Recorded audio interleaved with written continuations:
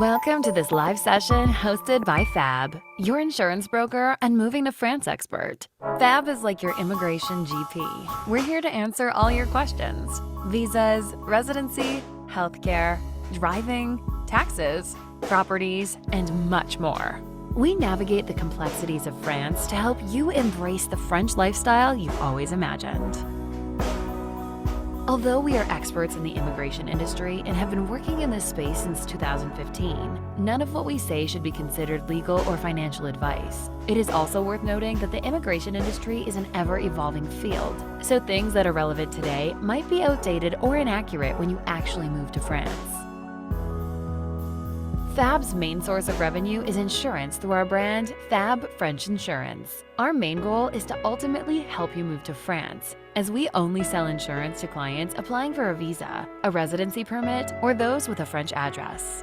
During this session, you can ask any questions you want. However, we will not answer long questions to keep the pace fast. We also won't be able to address questions related to personal or very specific issues, but rest assured, we can get in touch after this session to either advise or refer you to one of our trusted partners. And now it's time to get this event started. Thank you for joining us today. We hope you find our answers valuable. Our greatest reward would be to be a part of your journey to moving to France. And hopefully, it starts with this session today. We will pause briefly to allow all registrants to join. The session will begin shortly.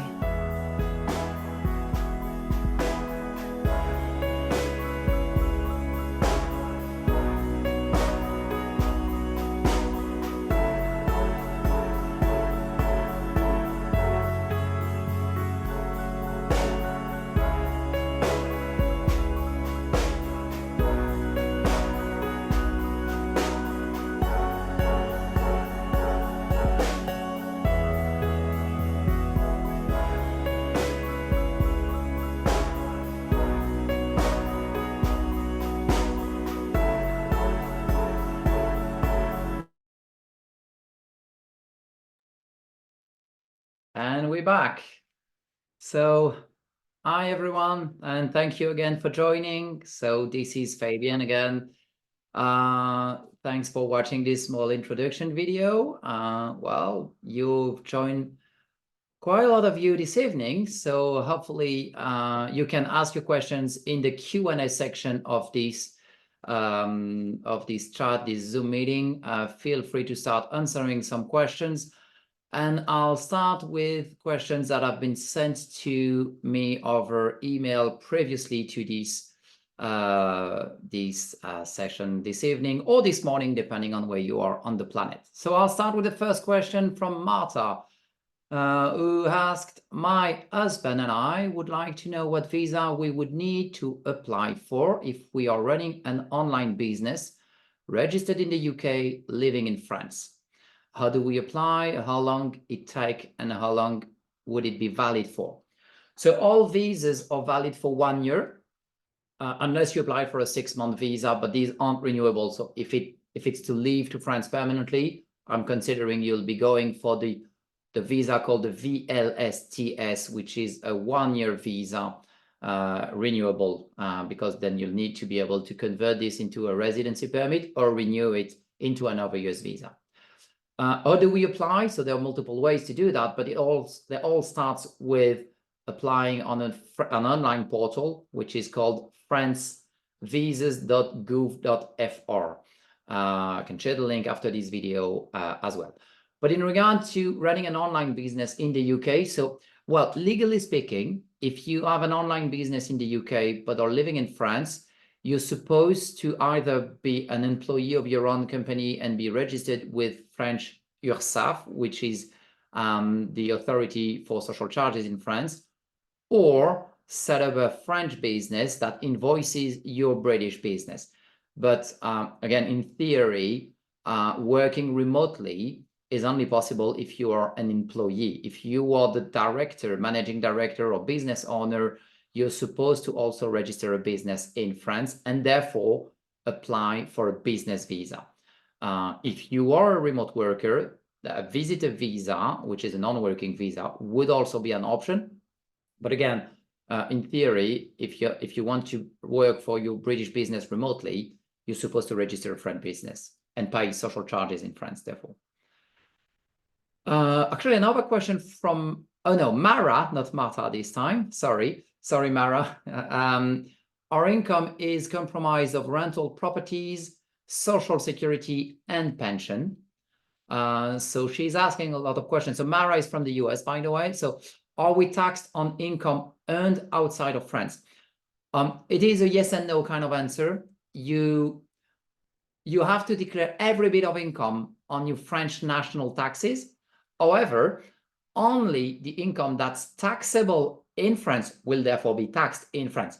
For example, if you have a rental income from properties in the US, that would be taxed in the US and therefore won't be taxed in France. Okay, but you still need to declare that income into France so that it's part of the household income, which may increase other sources of income tax rates, for example, in France. Are we taxed on US social security and pensions? So actually, most of the time, social security, so in the States, because in France, social security will be the healthcare system, but so in the US, social security pensions will not be taxed in France. So that would remain taxable in the US, but not in France. So if it's taxable in the first place in the US. Are we double tax US and France? So actually no, and it also is valid for UK, South Africa, Australia. There are dual taxation agreements with all of these countries, for example, Canada as well, you know, and many more. You know, France has quite a lot of agreements with many countries to avoid dual taxation, which means everything that's been taxed and should have been taxed, obviously, in a particular country will not be taxed in France as well, and vice versa. And when I'm saying everything that should have been taxed means that even if, I don't know, France would have taxed 2,000 euros for some bit of income, and you've been taxed $1,000 in the US for that bit of income, France will not top it up to 2,000 euros. They'll just say, okay, it's been taxed already, so we won't tax it as well. Yeah, well, actually, and that was the last question from Mara. I pay US taxes on my US rental properties, but taxes are lower in the US than in France. Will I need to pay the difference between this amount? No. Okay, and a question from, oh, I didn't say the name.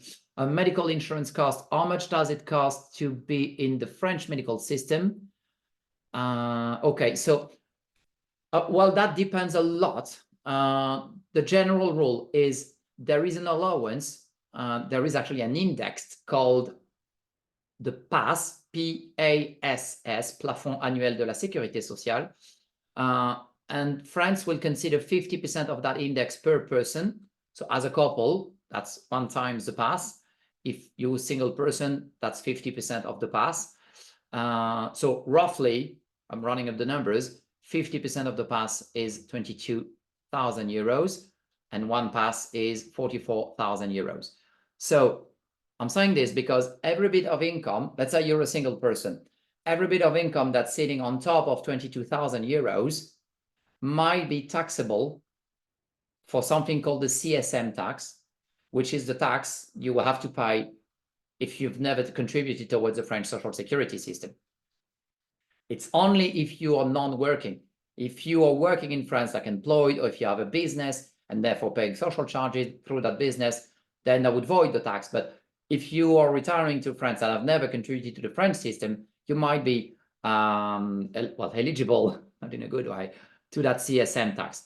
That CSM tax, again, is 6. So it's for every bit of income that's above, not the one underneath, above 22,000 euros per person, or 44,000 euros as a couple. So the bit of income that's sitting above might be taxed at a rate of 6.5%. And for example, social security from the US, so a pension from the US, which is not taxable in France, has to be declared on national taxes and might be subject to the CSM tax. If you are from the UK and have reached state pension age, you or another place from the EU for that matter, you can use something called the S1 program, which voids the CSM tax, basically allowing you to be into the French system for free. If income is based on US rental properties, or is annual social security cost assessed? Yeah, so basically household income, whatever you're a single person, two person, or a family, household income, and then they'll deduct. So, well, 50% of the pass if that's one person, 1 times the pass, so 44,000 euros if it's a couple, or more if you have dependents. But let's consider the usual scenario is 1 or 2 person. Question from Faye: can a 1-year tourist visa eventually be converted to a permanent residency visa if I'm a British citizen moving to France with my French partner? We have a French PAX, so a civil partnership in France. I'm 54 years old. Does a permanent visa actually mean permanent?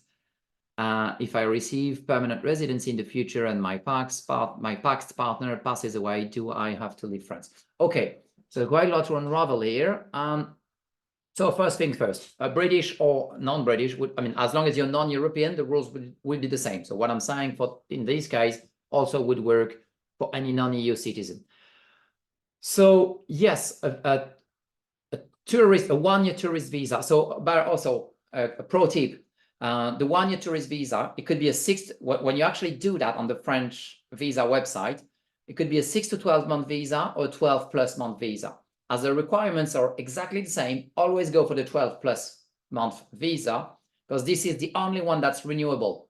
Otherwise, if you've selected the 6 to 12 month visa, you would get a 1-year visa, but it's a non-renewable one. So you'll have to go back to your home country and reapply for a 1-year visa. So considering you've selected the 12 plus month visa, then yes, it can be converted into a more permanent, I prefer to call this a residency permit rather than a visa, because it becomes a card at this stage. A visa, by the way, is a page in your passport, a new page in your passport. And then once you've been in France for 1 year and considering you have a renewable visa, then you can apply for a carte de séjour. That's the residency permit's name in France. So eventually. And this is not, you will not get a permanent residency permit straight away. You would actually call something, they've changed the name recently, like in January. So it's a carte de séjour temporaire, which is a 1-year residency permit. And at this stage, it will become discretionary. So to be taken with a pinch of salt. But the usual process is they'll renew these 2 or 3 times. So 2 or 3 times a 1-year carte de séjour temporaire, so a 1-year permit. And then they'll give you a carte de résident, which is a multi-year permit. And it's usually a 4 or 5 years permit. And then usually do that just once. And then when you come back after, let's say, 5 years, they'll then offer you a carte de résident permanent, which is a 10 years permit. And this one indeed becomes permanent, which means they're no longer checking for, do you have enough income? Do you still meet the visa requirements or residency requirements? No, the carte de résident permanent becomes like a passport to renew, basically. So the only difference that they've introduced recently is that some carte de séjour, carte de résidence, sorry, permanent, do come with a French test, but those are only for the partner of a French citizen, the parent of a French citizen, and the family reunion visa, residency permit. So all of the other permits, so retirees, business owners, working visas and residency permits, all of those permits do not come with a language test or requirement at any single point in time, never. So you can learn French at your own pace. That's the bottom line here. So permanent visa actually means permanent. It's not, no. It becomes permanent when you do get the permanent residency permit. So the 10 years one. But a visa basically cannot be cancelled. You have a 1-year allowance to stay, which can be converted into a 1-year residency permit, and etc., until you get the 10 years one.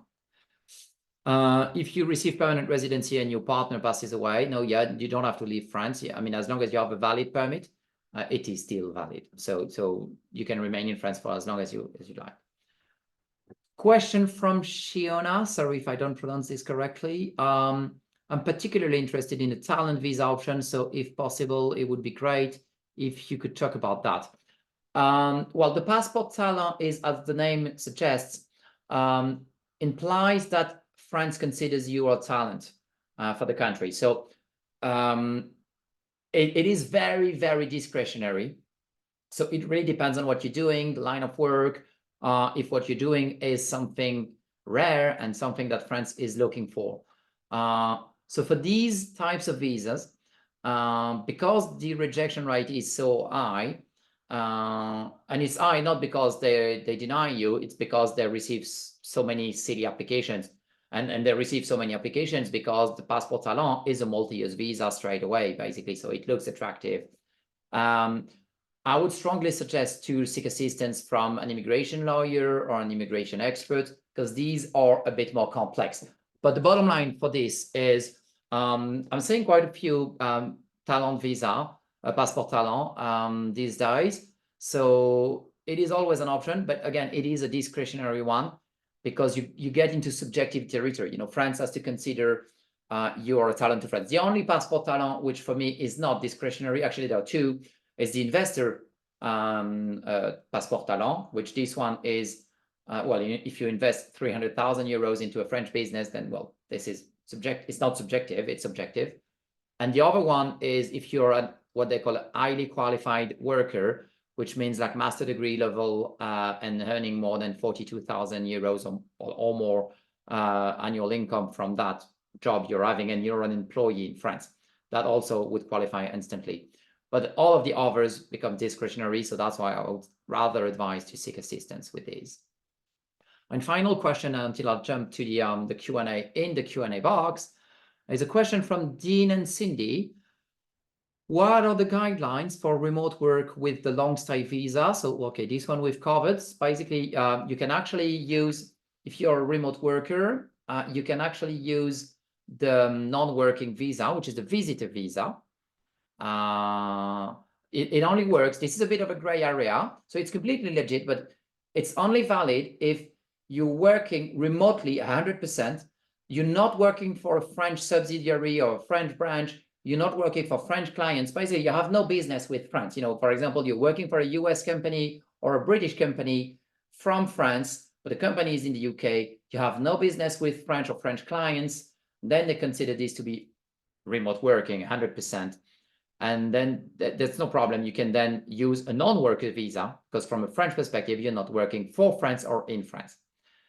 It may have some tax implications, because as I was saying, you would, well, your employer might be happy paying social charges. And if this is your case, you're one of the lucky ones. But most of the time they're not. So in that case, maybe you can become subject of the CSM tax I've mentioned at the beginning of this session. But that's pretty much the only thing. You would avoid most of the other issues and can go straight with the non-worker visa, the visitor visa. What are the travel restrictions with the long-term visa? Well, I would say pretty much none. Well, in theory, yes, you're supposed to spend most of your time in France, so more than 183 days. But to be honest, as long as you remain, as long as France is the main country of, well, sorry, yeah, for a 12+ month visa, you're supposed to make France your home country. But as long as you're filing your taxes in France, they'll be happy with that. I'm saying this because for now, at least, France is not like Spain or other countries which avoiding visas or residency permit if you spend more than 90 days abroad. No, France basically doesn't care. So we could say there's pretty much no travel restrictions, apart from the obvious ones, sometimes, you know, recommendations of not going to a war zone or something like that. What are restrictions for the Airbnb apartment rentals agreements for the long stay visa? So this one is a bit more of a gray area. So I'll give you the legal answer, which is you're supposed to be using what they call a French permanent address. So there are only 3 things that qualifies as being a permanent address in France.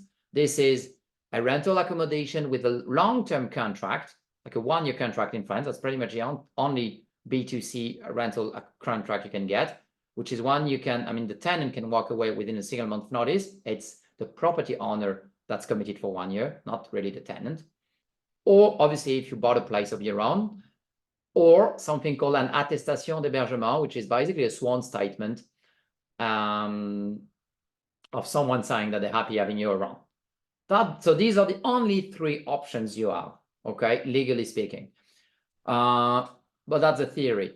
So that's what would be applied in some countries, 100%. For example, in the UK, there's no way you can use an Airbnb. Other places as well, just I'm saying. So if you're coming in that case, I think Dean and Cindy are from the US. From the US, I've seen Airbnbs being accepted. So I would not recommend it, but it is often accepted. So that's what I'm saying. From where I'm sitting, obviously, as a legal advisor, well, I'm not legal advisor, but as an advisor, I can only advise for you to stick with the three legal reasons which are accepted as a proof of address. But when you're working with VFS, which is a private contractor from the French consulate that works in Canada, the US, and other countries, apparently they have a bit of a softer stance in that regard. So Airbnbs are accepted like 9 out of 10, 9 out of 10 times. What is the minimum coverage for the year-long health insurance required for long stay visa? So same here, depending on where you are, there'll be more or less tolerant. The requirement, if you want to meet the requirements by the book, by the letter, is you need to have a 30,000 euros cover per person, a 1 year coverage, a 1 year, not like because even if you can apply for the French system after 90 days, they want to see 1 year, not 90 days or 6 months. You need to have in and outpatient benefits, no deductible, no excess, no copay, co-insurance, whatever you call it. They want something that in France, we would call this from the first euro. And they want repatriation to be included, and also no mention or any kind of exclusion, medical exclusions, which is where it becomes a bit of a catch-22 situation, because if you have existing conditions or are under ongoing medications, you're like, well, obviously I'll have exclusions. As long as it's not written on the certificate of insurance, they're usually happy with that. So yeah, we're not making the rules.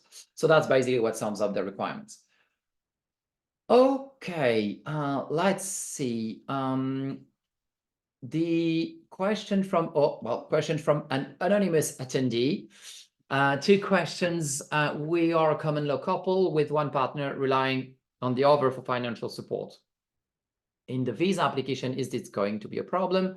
Will a guarantorship be enough to satisfy the visa requirement? If the couple were to marry, it makes things more simple. So, well, yeah.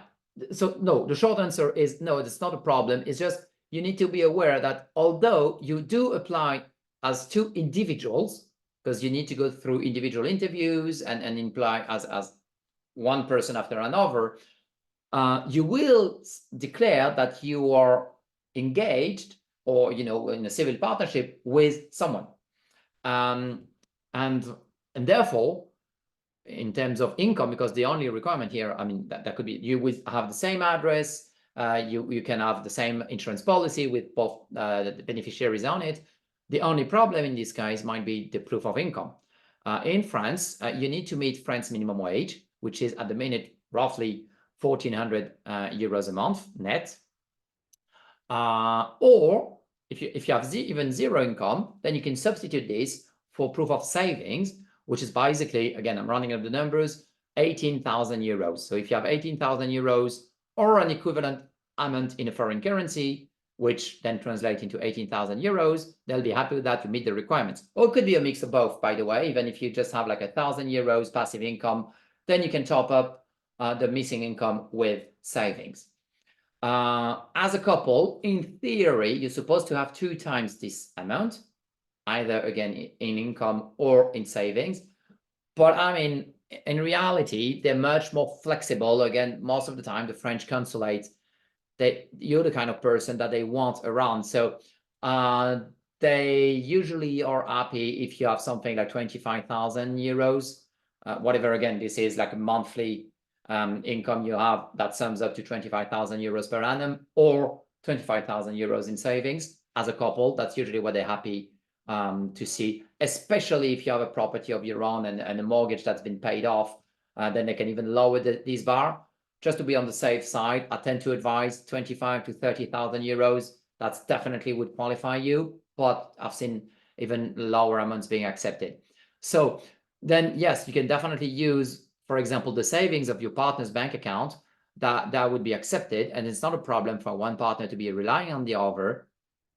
The only thing I would advise in this case is that just make sure that when you're in France, that common law is also being recognized by the French government, which means basically, I mentioned the PACS, which is the civil partnership in France. So make sure you get this recognized in France. So that common law partnership, you make sure you go to the mairie in France, the city hall, and make sure it's being you disclose that, and they write it down, and you know they confirm it. That it's also something that they'll consider you are under a civil partnership in France as well. Or if they don't recognize it, because it depends on the country you're coming from, then you get paxed in France.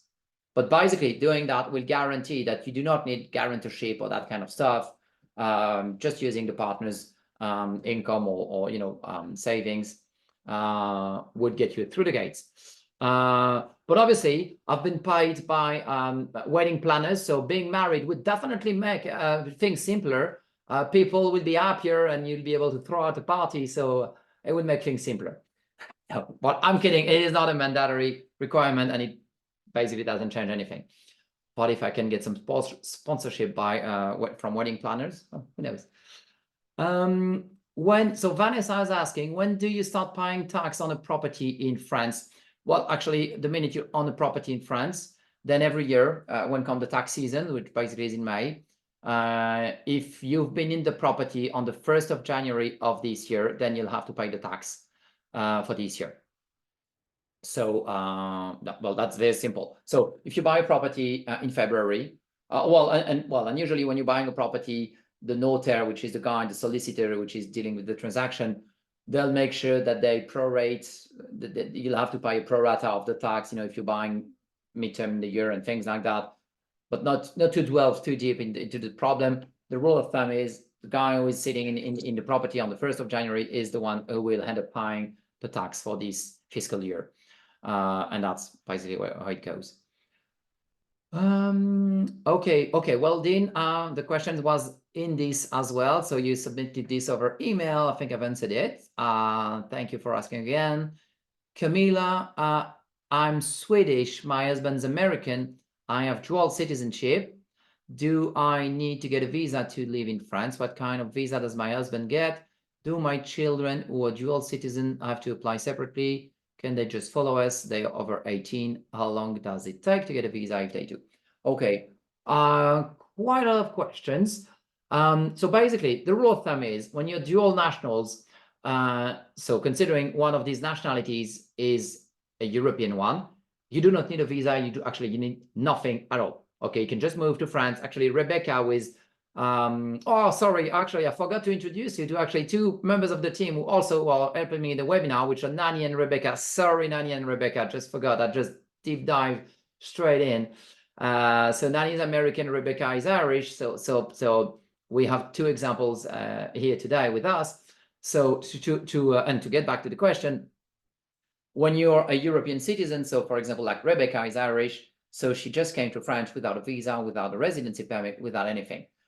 Having a residency permit is something I would advise, because it can make some things easier, like some admin processes if you're buying a property, some of these things like that. But it's not really a mandatory requirement. I would still suggest you do it because it's basically for free, and again, could simplify some processes. But it's not required. So same goes with their children. All of these people can move to France without a problem. For the American spouse on the other end, so well, obviously just don't use the American passport when you do that. Use the Swedish passport, and then you're basically EU citizens moving to France. The only problem with this is that if you've not been in Sweden for a while, you probably don't have social security or any kind of healthcare from an EU state, and therefore you will still need private medical coverage until you're part of the French state to avoid the gap period, because legally speaking, you're not supposed to not be covered, because as an EU citizen, you're supposed to be covered by your home state. But then when you enter the French system, you can also, well, it depends if you've been into that Swedish system, for example, or not, but usually you can use the S1 also to get into the French healthcare system, like Rebecca did, and therefore you don't have to pay, you will never have to pay. Or if you're employed, that's a different road. But basically, this is a rule of thumb. As a European, you don't have to pay. As an American, that's a bit different, but as the spouse of an EU citizen, it voids the requirement for the American spouse. Can still apply for a visa because sometimes it lifts a bit of a pressure. But basically, you have a choice. It could be visa and then residency permit for the American spouse, or the American spouse could just come to France without a visa, and then within the first 90 days, apply for a residency permit as the spouse of an EU citizen, which doesn't come with the French test as well, by the way. And so he can do that, but he has 90 days to get it done. This is very important. So the clock would be ticking and time would be of the essence. So that's pretty much what's different. The American spouse, on the other hand, will have pretty much the same requirement in terms of medical coverage as if he were applying for a visa. But again, everything would be much more simpler because there is no requirement for the visa in the first place. Okay, Karina is asking, EU citizen married with a US citizen. So it looks like it's the same kind of question. Entering as a retiree, savings don't matter. Do we need to establish a monthly distribution from private pension? Do they need to see monthly distribution for 3 months prior to arrival? Okay, so the rule of thumb here is if you want to demonstrate you have income, indeed, they'll look at the past 3 months or more, but they'll need to see that there is something on installments or some kind of ongoing revenue stream that lands on your bank account. If they cannot see that, they won't consider this is an ongoing or recurrent income. But you can then use savings and say, okay, well, instead of demonstrating that ongoing revenue, then you're demonstrating that you have enough funds to support yourself. Because I've seen people using income, which is just they drawing down 1 time a year, a lump sum to just, well, make it all across the year. So as long as it's either, if you want to demonstrate that you have income, then sure, you need to demonstrate that there is something hitting your account on an ongoing basis. You may provide more than 3 bank statements. You can provide them with 6, but you need to be able to demonstrate that this is ongoing. Like there is a logic. They can see that every 2 months, every 3 months, it depends, but they need to see something ongoing. Or if you don't want to bother with that, and actually that's usually my advice. If you have the savings, well, just use the savings, because at the end of the day, it's always going to be easier to just print a single bank statement. Highlight with our friend here the bottom line, and how easy can it get? That's always going to be the easiest option. So that's why if this is an option, I would recommend you use this one, the savings. Okay, hopefully that answers the question.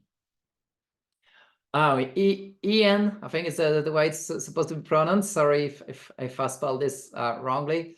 We are buying a place in France. Congratulations. We hope to set it up as a JIT business once there. We might keep our jobs in the UK in the meantime to get a visa. Which visa will we need to apply for? Well, actually, that's a very good question, and it's something we see very often. So it actually triggers a very interesting scenario. Most of the time, I would actually advise, I would actually say France is very flexible with visa and residency permits. So it's completely okay. I'll take an example, an assumption in this case, to consider that you are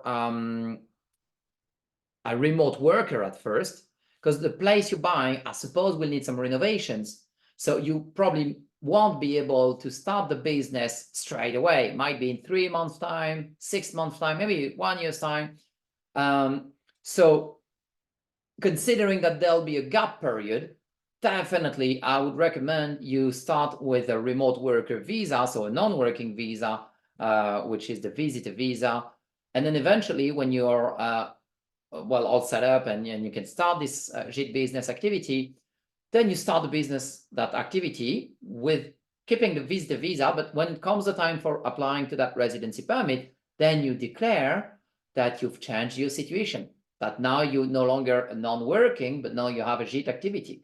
That's perfectly okay to do that. You're allowed to change your mind or change whatever you applied for in the first place. It's completely okay.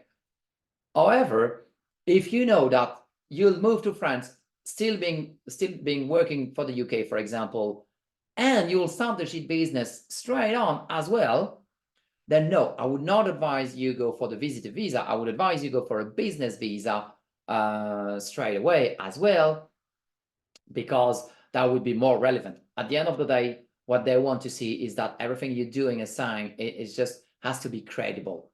If you're trying to defraud the system, that's when it's not okay.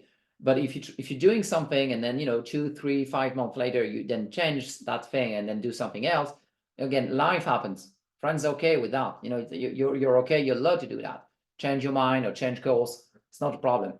What they're not okay with is that if you've lied, because obviously if you've applied for a visitor visa and start a business a couple of weeks after you've relocated to France, obviously you knew that you would start that business in the first place. So I would say that's lying. So that thing could get you in trouble. But that's why in this case, most of the time, that's probably going to be a visitor visa first. And then when you apply for residency, you just convert this into a business residency permit in a way. And by the way, residency permit is not like the visas. They don't work exactly the same. It's not like you have a business residency permit. It's mostly, there is a section called the reason for the stay. You're just changing the reason for the stay. But the residency permit is a residency permit. It's just that on the residency permit, they're right if you're allowed to work or not. Okay. So that's why if you have a business, then you have to have a residency permit, which says you're allowed to work. Because in case of a control from law enforcement, then if it says you're not supposed to be working and you are, that's a problem.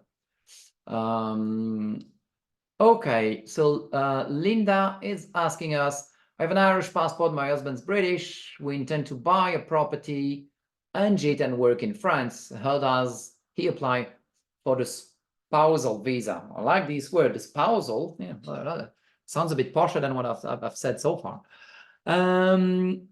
Okay, well, actually, it's the same logic. So the British partner will then be the spouse of an EU citizen. So as I've said before, no, coming from the UK, the difference is in the UK, the option to apply for a visa is no longer really an option. They'll deny you the option if you're actually trying to apply for a visa. So you just move to France with a partner and apply for a residency permit straight away from France. Again, the only thing that remains the same would be medical insurance requirements. And same for the Irish passport, by the way, because it depends if you have social security from Ireland or not. So if you don't, then you also will need private medical insurance in the first place until you're part of the French system. The British partner can piggyback onto your applications. For example, for social security, it's much better if the husband piggyback on the application of the EU spouse, because as an EU spouse, it would be free of charge. So, these are like kind of pro tips to make the most of the situation. But that's basically it. So basically, when you're applying for a residency permit as a spouse of an EU citizen, you're allowed to work. So that's not a non-working visa or residency permit. So then you can obviously run a JIT business and work in France. That wouldn't be a problem as the spouse of an EU citizen. So Linda, your husband owes you a good bottle of wine and maybe more than one, because your is out of jail free card to get into France. Okay, another anonymous attendee. Hello, do I need French insurance or are the German ones sufficient? Do I need a French home insurance and a French public liability insurance and more? This is a bit of a tricky question, to be honest, because it really depends. In theory, if you can find a plan that meets all the criterias, the French criterias, then yes, you can use a foreign policy. But the thing is, to meet French criteria, so it's not necessarily easy and obvious and simple, and also it depends on where you're coming from. But for example, if you're coming from the UK, I would strongly suggest you use a French policy. From the US, they tend to be a bit more flexible. For the medical insurance to support your visa application, obviously, as long as it meets the requirements, you're supposed to be okay. You cannot, well, actually, you can even use like a US or a British policy. It's just that they tend to be so much more expensive that it wouldn't be a good deal, probably. But, you know, as long as it meets the requirement, at the end of the day, that's what you're looking for, something that meets the requirements. And by the way, like the 30 seconds advertisement from me, well, obviously, we're insurance brokers, so we do provide such a policy. We have a 100% money back guarantee in case of a visa rejection. We offer a guarantee cheap. So if you find a cheaper visa compliant policy, we refund you the difference. So we've made it like kind of a no-brainer to actually work with us, because then, you know, we check all the boxes, and we've battle tested it so many times that, you know, I would say, well, for this, just get in touch with us.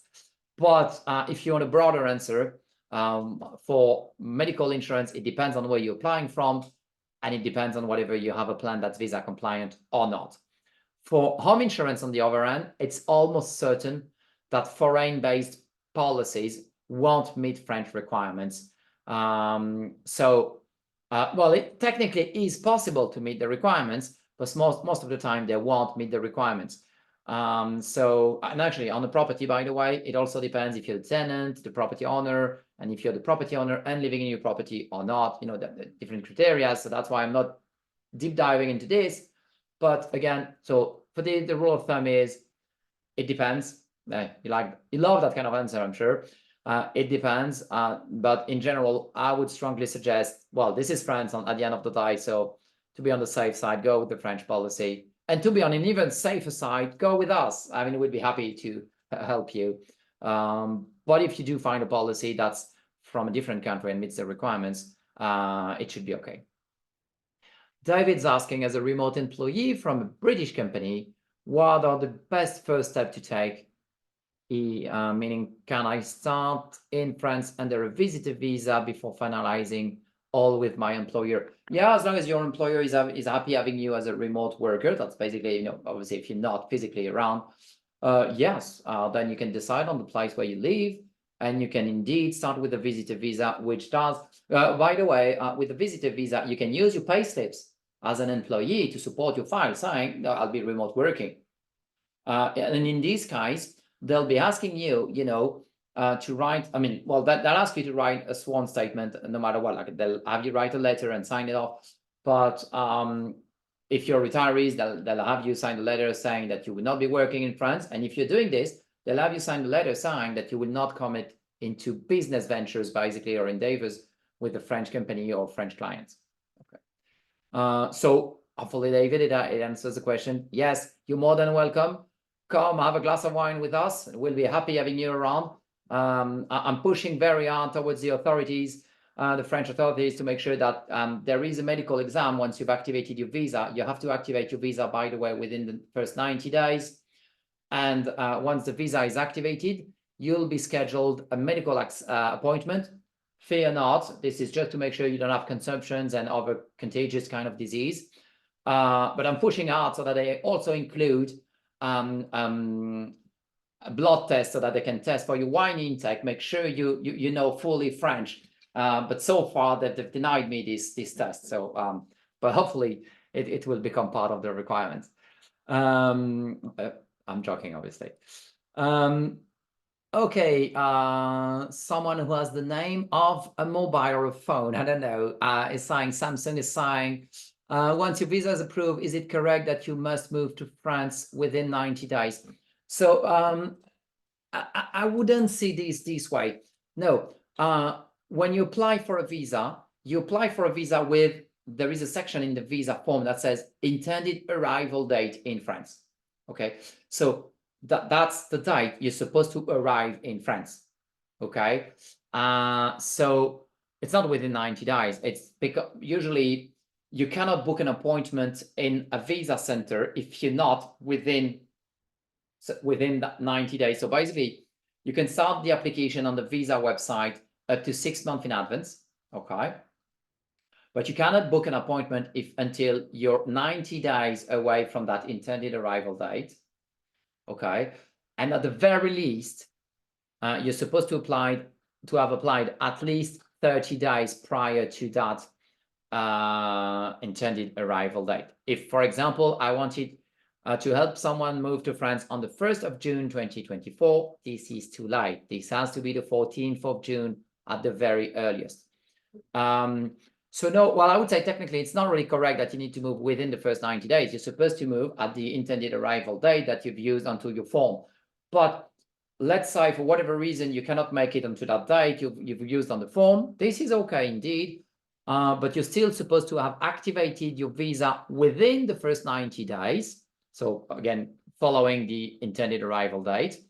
And if you don't do that, then yes, then you're no longer compliant. So in a way, and that's the activation needs to be done from France, and as they'll schedule an in-person appointment for a medical exam in France, we could say that yes, you're supposed to have moved to France within 90 days, but not exactly for this reason, because, you know, it's kind of a chain of events, if I can say this way. So hopefully, Mr. Samsung or Mrs. Samsung, this answers the question. Karina is asking, can my US husband enter as retired and my safe EU husband, EU partner enter with remote work in US? Definitely. And as I was saying, you can even skip the visa bit. It depends if you're married or civil partnership, but basically you probably can both enter France without a visa and then apply for a residency permit straight away. As I was saying, both for the EU spouse and the non-EU spouse. It's just that the difference is the EU spouse don't really have the requirement. The only thing you need to have is private medical insurance until you're part of the French system. And by the way, I didn't mention this. You can apply for France. So unless you're starting a business, well, again, there are always exemptions or, you know, scenarios where you can have me lied, basically. But usually the process is for remote workers, retirees, and, you know, all the non-workers, you move to France, you have to activate your visa within the first 90 days. And then after 90 days, then you can apply for the French healthcare system, which we call the CPAM. There's no equivalent in the US. In the UK, that would be the equivalent of your NHS. And that process, very often people got confused about this one. You're not part of the system after 90 days. You can start the application process, but this application process, like it takes 6 or 7 months on average. It really depends on where you are in France, how busy they are, but on average, I would say 6-7 months is fair. It's fair to so 9 to 10 months total, you know, from the initial arrival date. So that's why you should actually apply for this CPAM stuff as quickly as you can. Okay, Karina, hopefully that answers the question. Doreen Doreen Christian, I'll consider you Doreen. Is there a monthly fee for Puma healthcare? Thank you. Yeah, so just for everyone that doesn't know, Puma is when you apply for the French Social Security, so French healthcare system, so which we call CPAM. So you go on the CPAM website, you download a CPAM application form, which is called an demande d'ouverture de droit, asking for your rights to the CPAM to be opened. And there are multiple ways for you to get into the French system. So that could be the S1 program if you're European, or a British citizen with a state pension. Then it's one of the post-Brexit agreements, you're still eligible for the S1 program. So basically, so that's one way to get into the French system. Another way, if you are working in France, you have a wage, you're an employee, then your employer is paying social charges. And sorry, I said Rebecca used the S1. No, she didn't. She actually was an employee or a self-employed and then therefore paid social charges.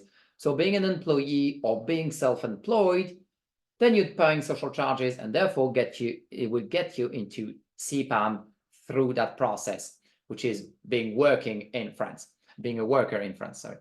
And then, well, and there are other ways like this, you know, multiple ways. There is always at least one option that's always available. And this option is called Puma.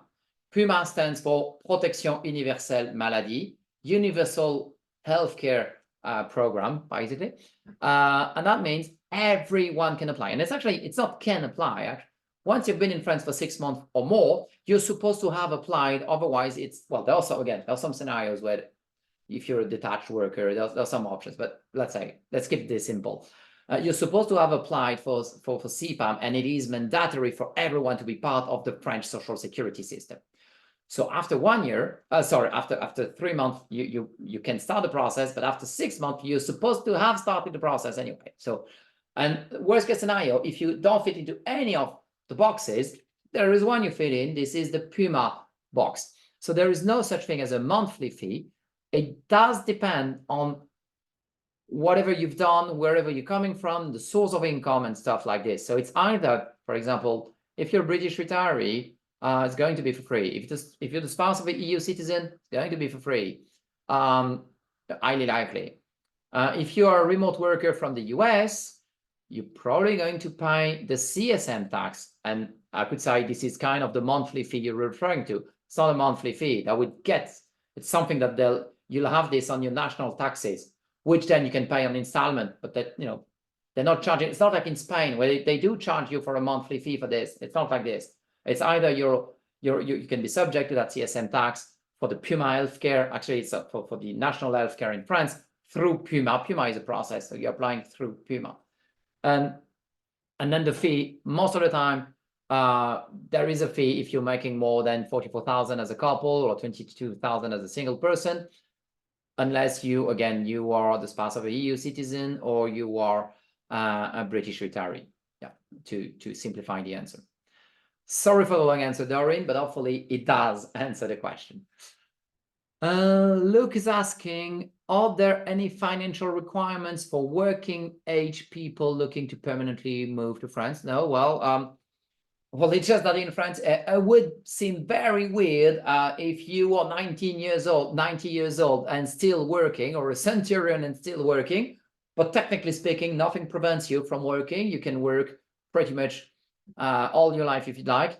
It's just that the culture in France would rather dictate that the younger you can retire, the more successful the French would consider you've been in life. But no, technically speaking, no such thing as financial requirements or whatever. No, you can work. Well, there is a requirement on the other hand, though. I mean, obviously, if you're 8 years old, you're not allowed to work in France.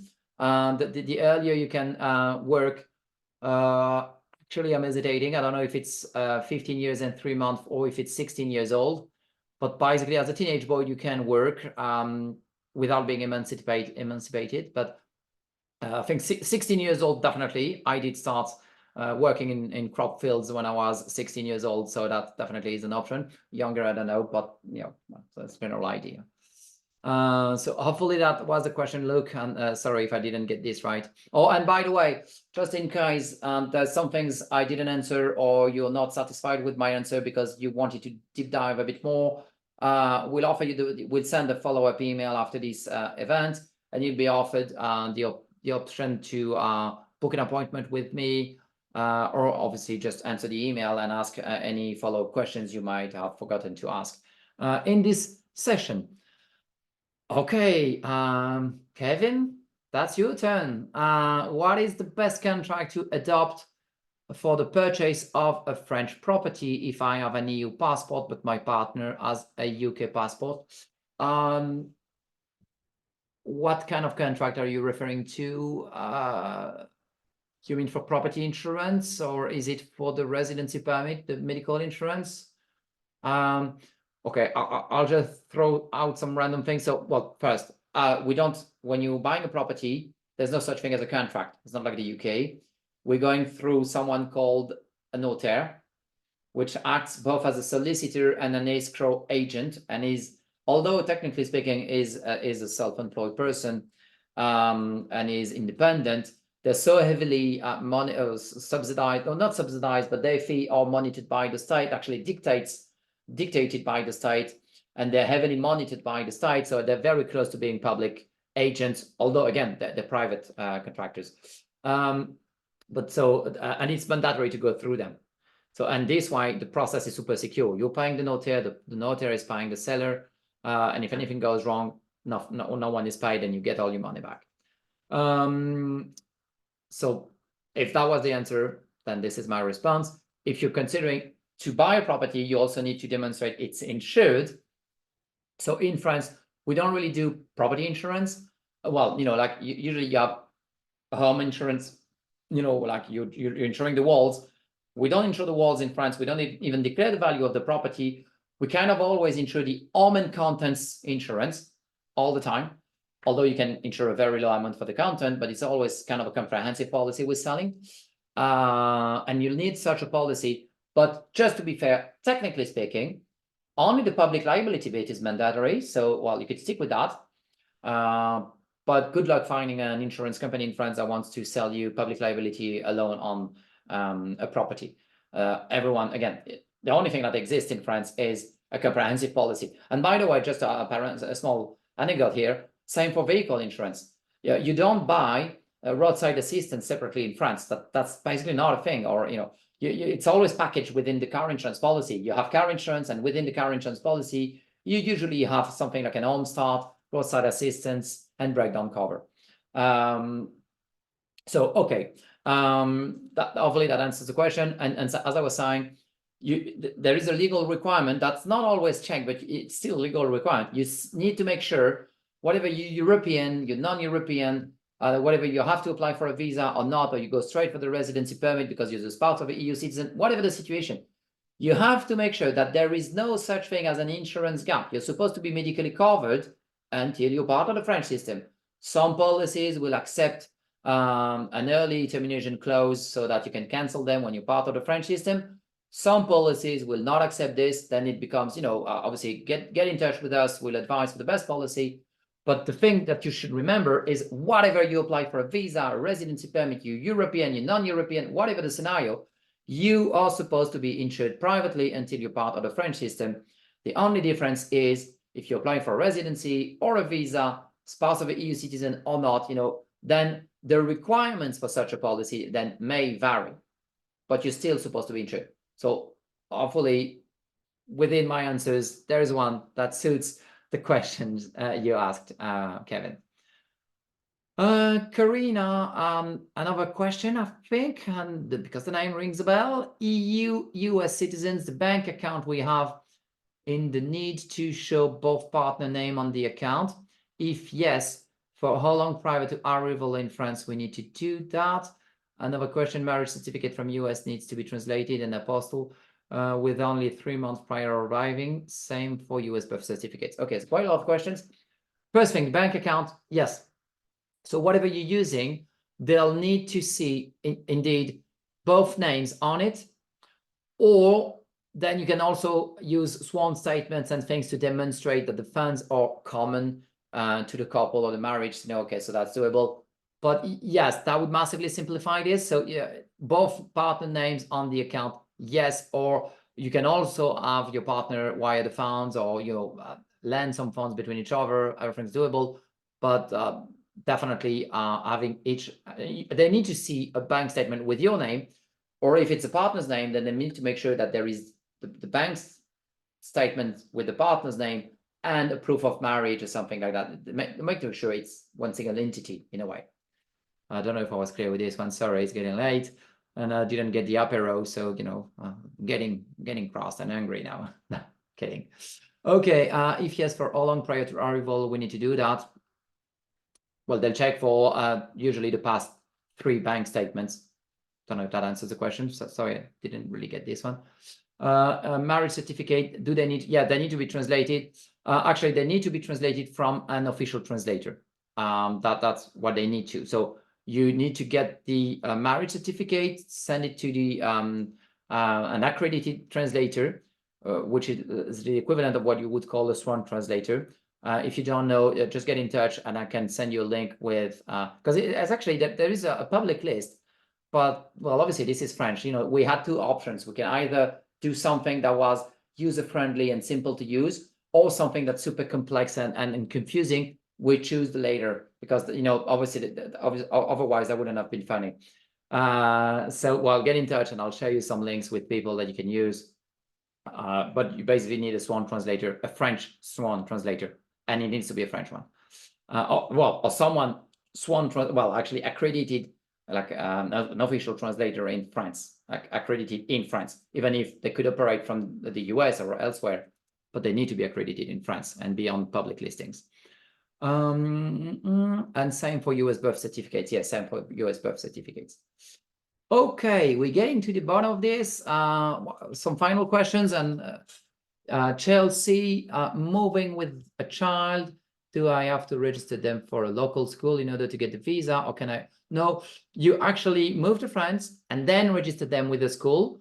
You do have to get it done, so it depends on where you're moving. Obviously, if it's during the summertime or during a school holiday, but basically you're supposed to get these done within 90 days. Yeah. So make sure that they're part of the school quickly once you've moved. But you don't have to get it done beforehand. Although I would strongly suggest you do look around at wherever you land and the schools around this place, and there's a good website for this. Actually, it's called Mum Abroad, and have a look at this website. Maybe hopefully it will help. And hopefully that answers the question, Chelsea. Dean's asking, is the medical exam near the visa interview location? For us, we think it is Seattle. Oh no, the medical exam is when you're in France. So yes, that would be near where you're living in France, because that would be near to your area, or within your area, but that would be in France. So you move to France with your visa. Within 90 days, you activate your visa. It's something you do online. And to be honest, basically, they just want you to pay the fee at 225 euros. And then they'll book this medical exam with you. And then you'll have to go through blood test and a chest, an X-ray, from the chest X-ray, again, the check for consumptions and other contagious disease. That's basically what. And there is no, you cannot fail the medical exam. Okay, even if you are, hopefully you're not, but even if you are like late stage 4 cancer and things like that, everyone's welcome in France. It's just all that they care about is contagious disease. Okay, and apparently one final question from Joshua. Do you have to apply for residency to purchase a property and live in France? So no, you can even invest into France without even applying for a visa or residency permit. You can actually buy a property in France without even coming to France in the first place, and potentially you could never come to France if you like, and just rent it out. That's completely okay. It's just that you'll have to pay the property tax on that property in France, and if you're renting it out, then you'll have to pay taxes onto that revenue stream in France. But apart from this, you don't have to apply for residency to purchase a property. So, and that's actually, I would say, probably 50% of our clients that are using the address of their own property already had the property for years before they moved to France. And then they moved to France, and then at this stage, when they move into this property permanently, then they'll apply for a visa, and then they'll apply, they apply for a visa, they move permanently, and then they apply for a residency permit. But this is pretty much it. So when you want to live into that property on a more permanent basis, obviously, you'll need to apply for a visa and later a residency permit, obviously. But this is not mandatory for you to do that, to in the first place, to buy the property. Okay. Can you leave France for a couple of weeks at a time, a few times a year, while on long-stay visa? Yeah, no problem. I mean, you're not in jail. You can travel around, no problems. France is super happy to well, actually, won't mind if you're traveling around, if you just living, well, going in and out of the country, as long, again, it just needs to be aligned with whatever you've declared. So if you're declaring France as your country of main residence, well, I would say that the definition for this is to spend more than 183 days in France, but that's it. But you could also have a long-term visa and not even be considered a French permanent resident. So you, as long as you respect whatever you've said, or if you change your mind, you make sure you amend whatever you've said, Definitely okay. No problems. Okay. And one last question, and then because it's been more than an hour, guys, time flies by. It's been very, very interesting. A lot of very relevant questions. Very good. Anne is asking if I have EU citizenship, Italian. Yeah, I like Italians. Good. Do I need to register with the French government if I plan? No, you can. Well, you're a European citizen, so you can just move to France, enjoy France. But please, although I love Lambrusco and all those things, try to buy French ones, French wines. That's all I ask for. But apart from this, no, you can come to France without registering with the French government. And more than welcome. Hopefully, we'll see you around. Come pay us a visit and bring some Italian one. I'll be open. We'll do some testing. Thank you very much for everyone to have attended this session. As I was saying, we'll send a follow-up email. Thank you for all the art and the support you're sending, the emojis. Really appreciate these, guys. We'll send a follow-up email so that you can book an appointment with me and the team. One-on-one appointment if you'd like, or answer. Ask any questions we would not have answered. And most importantly, if you ever come to the southwest of France, which is where we based, just make sure you swing by, and we're always happy to share a glass of wine. And I've just said wine, but I mean, I wouldn't mind a beer as well. You know, I'm not that stubborn. So we are located a couple hours drive from Bordeaux, very on the coastline near the Spanish border, in a place called Biarritz, basically near to Biarritz. Okay, guys, thank you. This is all for this evening. Thank you all for joining, and hopefully we'll see you soon and we'll be part of your relocation journey. See you soon in France. Have a great evening, great day, great morning, wherever you are. Thank you again. Thank you all for watching. Bye.